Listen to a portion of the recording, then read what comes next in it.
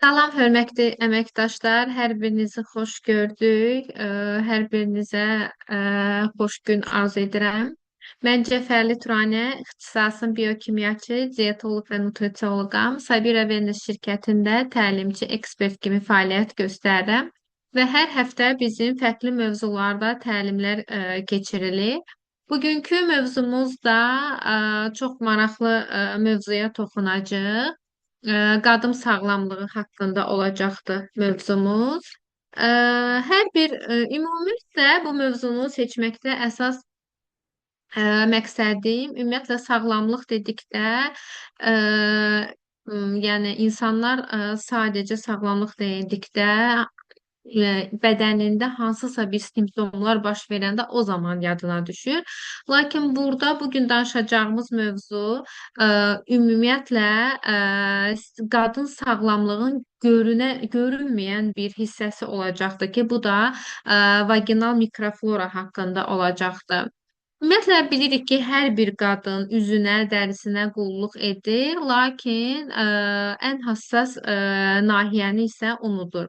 Və çox maraqlıdır ki, qadınlarda sırf vaginal mikroflora hansısa bir simptomlar baş qaldıranda yadına düşür. Məsəl üçün bu qaşınma mı olur və yaxud da bir quruluq mu olur, bir iyi mi, qoxu mu olur bu zaman. Əslində bu prosesləri yaşamamaq üçün biz əvvəldən də əlbəttə ki, müdaxilə edə bilərik və bunun qarşısını hər birini almaq mümkündür. Ümumiyyətlə qadın orqanizmi çox dəyişkəndir. Çünki hormonal dəyişikliklər baş verir qadınların həyatında. Bu aybaşı hər ay qadınların gördüyü menopauzadır, hamiləliklərdir, stresin özüdür. Bunlar ümumi bütövlükdə qadın orqanizminə çox fərqli bir dəyişikliklər ilə yanaşı və əlbəttə ki, bütün bu hormonal dəyişikliklər intim sağlamlıq üçün xüsusi bir prosesdir ki, həmin intim mikrofloranı dəyişə bilir. Və əlbəttə ki, kiçik bir problem, yəni adi bir quruluqmu, qaşınma mı, bu çox böyük narahatçılığa gətirir, çıxarda bilər. Və qadınlarda xüsusilə də mikroflorada narahatçılıq hiss etdikdə bu çox diskomfortluq verir. Həm qadın sağlamlığına, həm ümumiyyətlə insanın özünü belə hiss etməsinə, komfortuna çox diskomfortluq verir. Gəlin ilk olaraq intim nahiyənin mikroflorasına baxaq və niyə fərqli olduğunu görək. Və ilk öncə sizlərdən xahişim ən çox, məsəl üçün danışacağımız proses bu proses olacaqdır ki, və burada diqqətli olmanızı istəyirəm. İntim nahiyə çox fərqlidir. Yəni bilirik ki, bədənimizdə mikrofloralar fərqlidir. Bağırsaq mikrofloramız var, dəri haqqında danışmışıq. Və intim nahiyə bu mikrofloralardan çox fərqlidir. Və fərqli olmağının ilk növbədə səbəbi həmin mikrofloranın pH-ıdır. pH, yəni orada 3,8, 4,5 aralığındadır. Yəni ümumi götürdükdə həmin vaginal mikroflora turş mühitdir. Yəni elə bil ki, turş mühitdə yaşayır. Burada əlbəttə ki, həmin bu mikroflorada qoruyucu bakteriyalar var və bu qoruyucu bakteriyalar əsasən laktobasillərdən ibarətdir. Laktobasillər özləri bakteriyalardır, lakin onlar mühafizəçi rolunu oynayırlar. Laktobasillər nə edirlər? Onlar süd turşusu yaradırlar. Yəni süd turşusu əmələ gətirərək həmin vaginal mikrofloranı turş mühitdə saxlayırlar. Və bu turş mühitdə saxlanan həmin mühit turş mühitdə olursa da, ora düşən zərərli bakteriyalar əlbəttə ki, çoxala bilmir. Yəni nə qədər həmin mühit turş olarsa da, o qədər həmin mühitin infeksiyasının qarşısı alınır. Və ona görə biz ilk olaraq bəzən insanlar, niyə dedim ki, burada daha diqqətli olmalıyıq? Bəzən insanlar adi belə bir qaşınmanı hansısa bir infeksiya ilə əlaqələndirir, amma bu belə olmaya da bilər. Adi mikrofloranın dəyişməsi bizə bəli qaşınma kimi verə bilər. Yəni hər qaşında məndə infeksiya var deyə yəni diaqnoz qoyulmamalıdır. Və ona görə biz bilməli olduğumuz əsas nədir? Vaginal nahiyədə, intim nahiyədə məhz həmin mühit turş mühit olur. Və orada mütləqdir ki, yaşanan bakteriyalar, mütləqdir ki, laktobasillər olsun. Laktobasillər özləri demək estrogenin tərkibindəki olan, hüceyrə tərkibində olan glikogenlə qidalanır. Yəni qidalanaraq laktobasillər çoxalırlar, həmin o mühiti turş mühit yaradırlar və süd turşusu mühiti yaradılır. Və bu da əlbəttə ki, bizim sağlamlığımız üçün çox önəmlidir. Bəs həmin floranı pozan nə olur? Gəlin buna baxaq. İlk olaraq mütləqdir ki, insan bəzən lazım olur ki, antibiotiklər qəbul edir və mütləqdir ki, bu antibiotiklər istədik-istəmədik bizim həmin intim mikroflorasını poza bilir. Çünki antibiotiklər xüsusilə bakteriyaların təmizlənməsi üçün nəzərdə tutulub, lakin bu qəbul etdikdə həmin o lazımi bakteriyalar da bizim intim nahiyədə azalmasını müşahidə edirik və bu da əlbəttə ki, onun azalması həmin bölgənin pozulmasına gətirir, çıxardır. Stres çox önəmlidir və deyərsiniz ki, hər dəfə təlimlərdə stres haqqında çox danışırıq. Çünki sırf həmin mikroflora immun sistemlə çox əlaqəli olduğu üçün kortizol hormonunun yüksəkliyi immun sistemi zəiflədir. Zəiflətdikdə də əlbəttə ki, həmin mikrofloraya da təsir edir.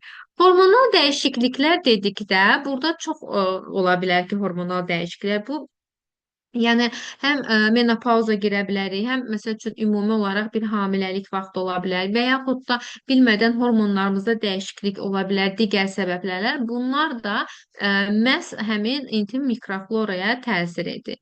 Yanlış yuyucu vasitələr, yəni insanlar fərqində olmadan adi sabunlardan istifadə edirlər və yaxud da həddindən artıq burada da qoymuşam, həddindən artıq gün ərzində yuyunma proseslərindən istifadə edirlər. Əlbəttə ki, bu da həmin nahiyəni poza bilir. Həddindən artıq yuyunma niyə? Çünki həmin mikroflora turş mühit olduqda, daim biz onu su ilə təmasa etdikdə, həmin yenə də lazımi bakteriyaların sayının azalmasını görürük. Yanlış yuyucu vasitələr məsəl üçün adi sabun ola bilər. Adi sabunun tərkibinin pH-ı 8-dir. Və biz dedik ki, həmin mühit turş mühitdir. Və biz onu əlbəttə ki, sabunla daim kontakt etsək, həmin turş mühit qələvi mühitə çevriləcək və bu da həmin mikrofloranın pozulmasına gətirib çıxardacaqdır. Və bunların pozulması nəticəsində nə hiss edəcək? Qaşınma, quruluq, pis qoxu, yanma və təkrar infeksiya. Əslində, yəni təkrar infeksiyanın yaranmasının səbəbi nə ola bilər ki? Yaxşı bakteriyalar olmur, məsəl üçün süd turşusu olmadığı üçün və orada digər bakteriyalar, məsəl üçün kandida düşür və burada süd turşusu yoxdur. Kandida artıq burada çox olduğu üçün bir-birindən çoxalmağa başlayır və burada əlbəttə ki, infeksiya riski daha da yüksəlir. Və ona görə bizim ilk fokuslanacağımız əsas nə olmalıdır? Həmin mikrofloranın balansı. Yəni necə deyirik ki, bağırsaq balansımızı, mikrofloramızı sağlam şəkildə tutmalıyıq. Eynən də həmin bölgənin mütləqdir ki, mikroflorasını sağlam bakteriyalarla biz təmin etməliyik. Aybaşı zamanı əlbəttə ki, orqanizmdə dəyişikliklər baş verir. Nə baş verir? Gəlin baxaq və həmin mikrofloraya da təsir edir. Aybaşı zamanı demək, estrogen azalır. Əlbəttə ki, estrogenin azalması həmin bölgə üçün yaxşı bir şey deyil. Çünki biz dedik ki, estrogen hüceyrələrinin tərkibində glikogen olur ki, həmin o laktobasillər, həmin o bizə lazım olan bakteriyalar onunla qidalanır. Əgər estrogen azdırsa da, lazımi bakteriyaların qidası yoxdur. Və qida da olmayanda əlbəttə ki, orada süd turşusu mühit, turş mühiti yarada bilmir. Və aybaşı zamanı burada nə baş verir? Estrogen azalır. Yəni bu ümumi olaraq bizim orqanizmimizdə baş verən normal prosesdir. Estrogenin azalması. Və estrogen azalanda yenə deyirəm, turş mühit azalır, pH da yüksəlir. Həmin o qoruyucu mikroflora başlayır zəifləməyə. Zəiflədikdə infeksiya riski artır. Və burada biz xüsusilə aybaşı dönəmində gigiyenaya çox xüsusi diqqət yetirməliyik. Qətiyyən aqressiv sabunlardan, qələvi sabunlardan istifadə etməməliyik. Daha çox pambıq at patalarından istifadə edilməlidir. Niyə? Səbəbi çünki sintetik patalarda ümumiyyətlə hava keçirgənliyi olmadığı üçün həmin o mühit havasız qaldığı üçün və lazımsız bakteriyaların həmin havasız mühitdə çoxalmağını görürük və ona görə də burada infeksiya riski məhz bu aybaşı vaxtı daha da yüksələ bilir və ona görə də xüsusilə bu aylarda diqqətli olmalıyıq. Ə, Hamiləlikdə nə baş verir? Əlbəttə ki, qadınların ən böyük dəyişimi məhz bu hamiləlik ərəfəsində olur. Yəni intim mikrofloradan söhbət gedir. Burada nə baş verir? Demək, burada hamiləlik zamanı estrogen artır. Estrogen artdıqda qan dövranı da burada çox yüksək şəkildə olur və ifrazatların burada həddən artıq çox olur. Əslində ifrazatın çox olması, əgər iysiz, qoxusuzsa da bu normal haldır. Çünki əgər bir qadın hamilə qalırsa da, orqanizmdə xüsusi dəyişkənlik olur ki, bir qorunma sisteminə keçir və selikli qişanı daha da belə nəmli etmək üçün burada ifrazat orqanizmdə daha da yüksək edir. Yəni bu xüsusi bir qoruyucu sistem üçündür ki, bədəndə bu proses baş verir. Lakin bura demək hamiləlik dövründə biz nəyə diqqət etməliyik? Hamiləlik dövründə məhz mikrofon çox həssas olur.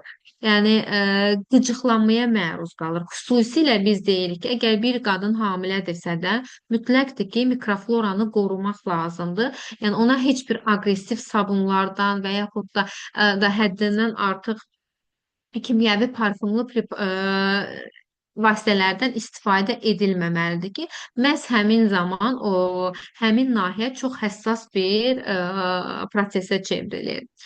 Menopauza zamanı nə baş verir? Burada tamam fərqlidir. Gəlin baxaq. Menopauzada demək burada estrogen azalır. Yəni estrogen azalır və biz dedik ki, mikrofloranın, yəni intim mikrofloranın sağlam olması üçün bizə bakteriyalar lazımdır. Lactobacillus bakteriyası. Məhz Lactobacillus bakteriyası estrogenin hüceyrəsinin içində olan glikogenlə qidalanır. Yəni onun yemidir. Əgər glikogen, yəni estrogen azaldısa həmin glikogen də aşağı düşür. Və laktobasilis burada yəni çoxala bilmir və orada süd turşusu mühitini yarada bilmir.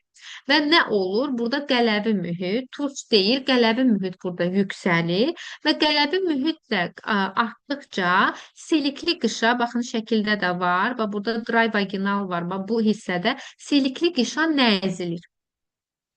Və niyə qaşınma, yanma olur, quruluq olur, həssaslıq olur? Baxın, silikli qişan nəzilirsə də, yəni nəzikləşir, artıq burada nəm yoxdur və nəzikləşdikdə burada sürtünmə olur və sürtünmədən də keçid edir. Əslində bunlar bir ümumi götürdükdə ümumi bir vaxt tələb edir.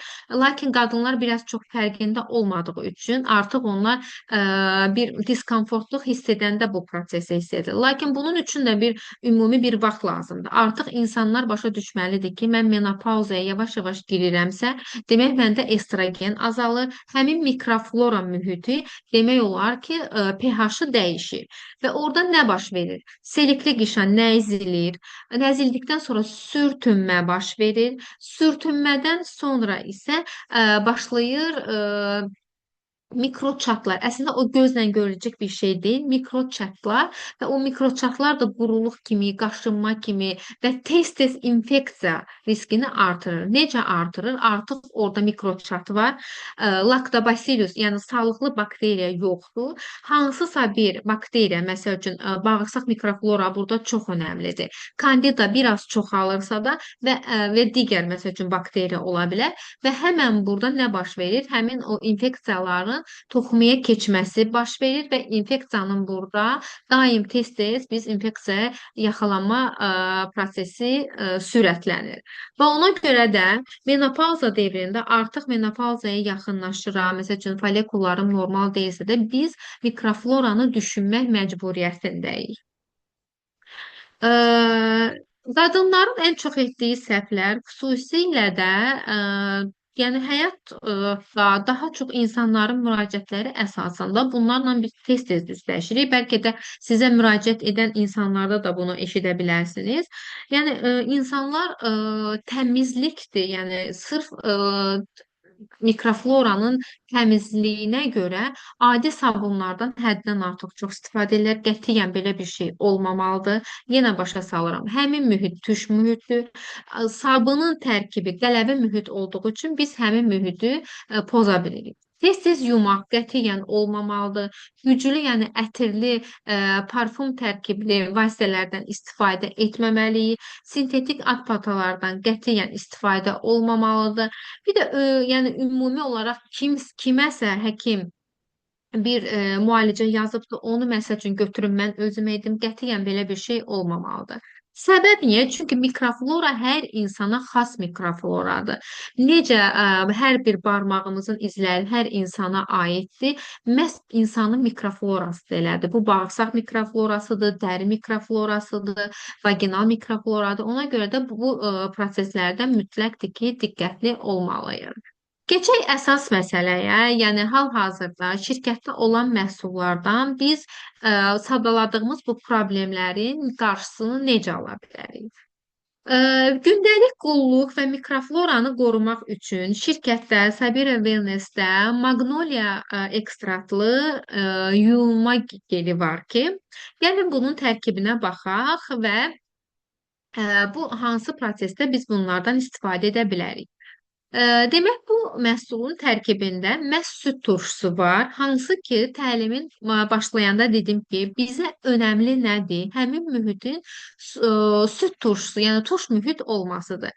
Və orada olan o lactobacillus bakteriyaları məhz bu süd turşusunu əmələ gətirir. Və bunun tərkibində olması artıq bizim işimizi daha da yaxşı edir ki, həmin mikroflora artıq pH-ı qorunur. Və mikrofloranın sağlam qalması üçün ən önəmli maddə burada fəal maddə süd turşusudur. Sonra tərkibində inulin var. İnulin nədir? Prebiotikdir. Yəni lazımı bakteriyaların qidasıdır. Bəzən olur ki, bu bakteriyaların yaşaması üçün gündəlik onlara qidaya ehtiyac var. Necə insanlar bakteriyalar da canlı bir orqanizmdir və onlara da gündəlik qida lazımdır. İnulin burada bir gübrə kimidir, hansı ki bu faydalı bakteriyaları qidalandırır və həmin mikrobiotumu daha da sağlıqlı olmasını qoruyur.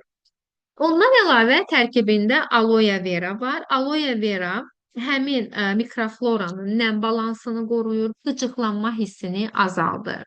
Çay ağacı ümumiyyətlə təbii antimikrob əleyhinə olan bir ekstraktdır. Əgər orada bir hansısa mikrob varsa da, hansısa bir bakteriya varsa da, həmin onun qoxusunun artmasının, ümumiyyətlə xoşa gəlməz qoxunun azalmasını sağlayır.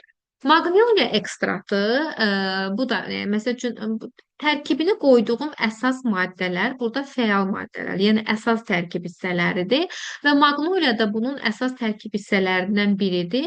Bu da xüsusilə antioksidant təsir edərək dərinin müdafiə sistemini dəstəkləyir. Ümumiyyətlə bizə antioksidant da lazımdır ki, həmin o demək mikroflorada əgər bir oksidativ stres varsa da, hansısa hüceyrələr zədələnibsə də, ona da bir kənardan antioksidant təsir etməliyik ki, daha da müdafiə edək onu.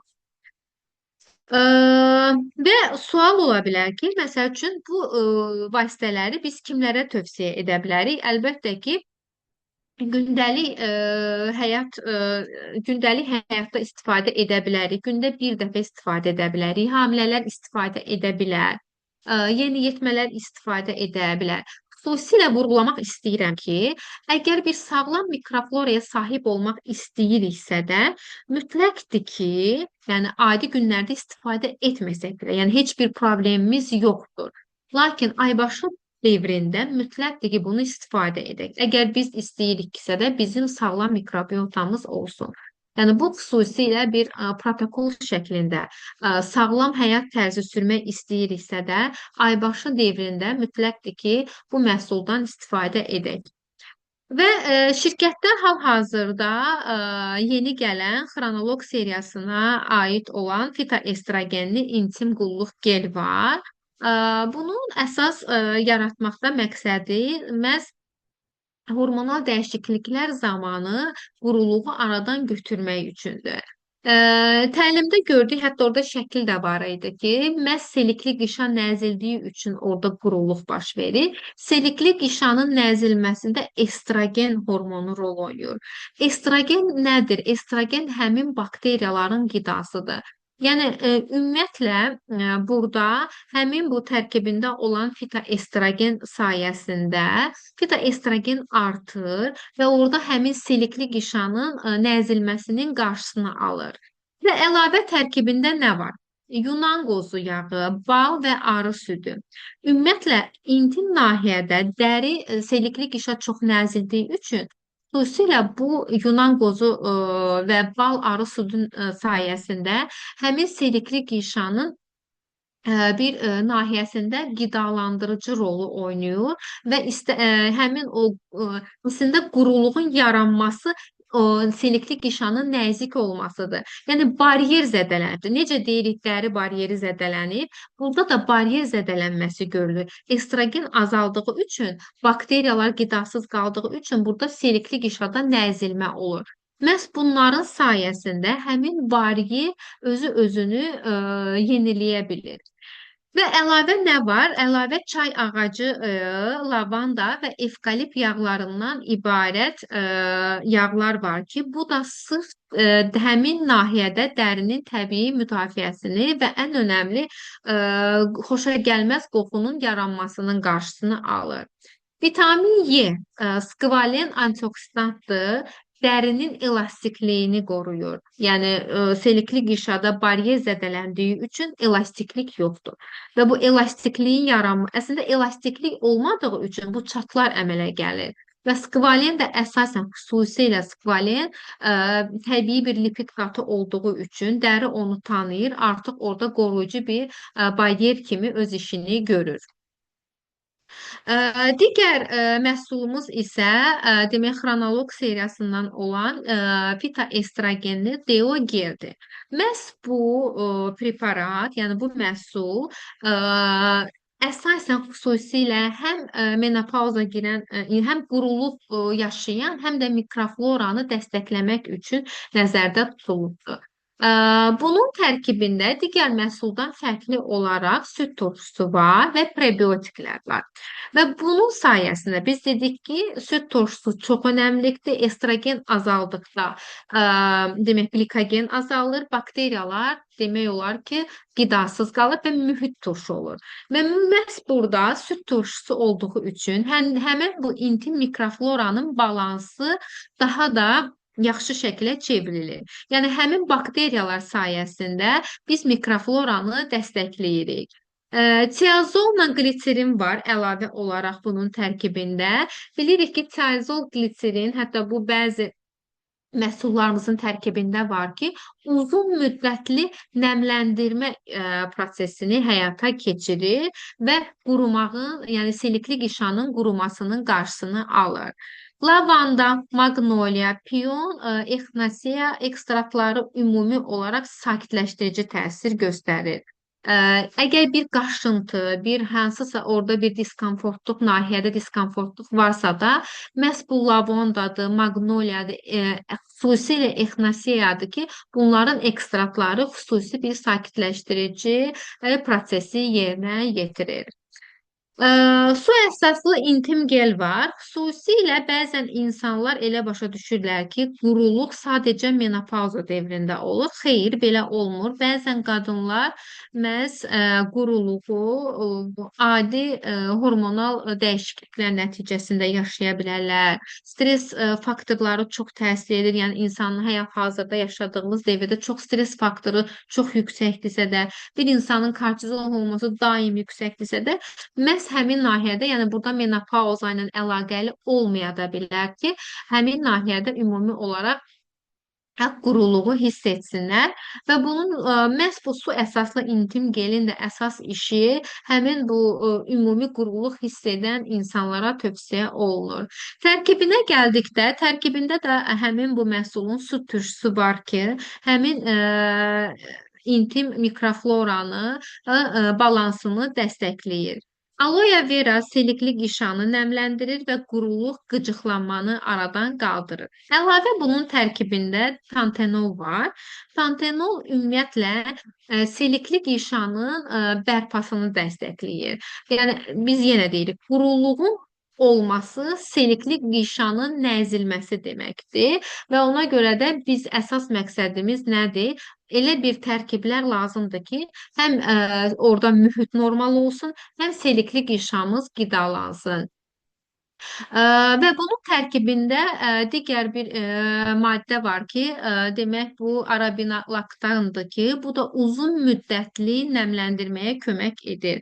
Bəzi maddələr var ki, onları xüsusilə məhsulların içərisinə yerləşdirirlər ki, yəni tez buxarlanma olmasın, nəmlənmə prosesi uzun müddətli getsin və bu da əlbəttə ki, həmin o selikli qişada o sürtünməni, o qaşınmanı aradan qaldırsın.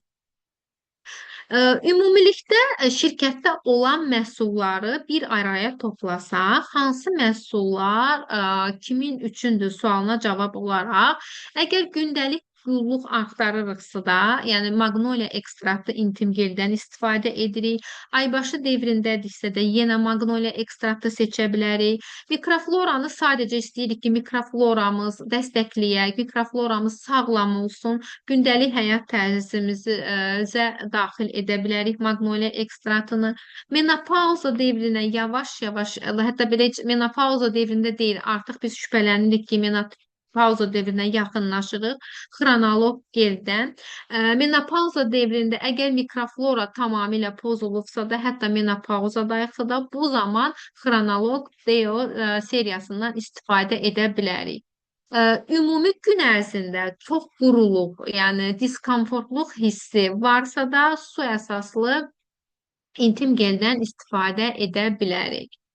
Yekunda bunu demək istəyirəm, hörmətli əməkdaşlar. Ümumi olaraq qadın sağlamlığı yalnız xəstəliklərin olmaması deyil.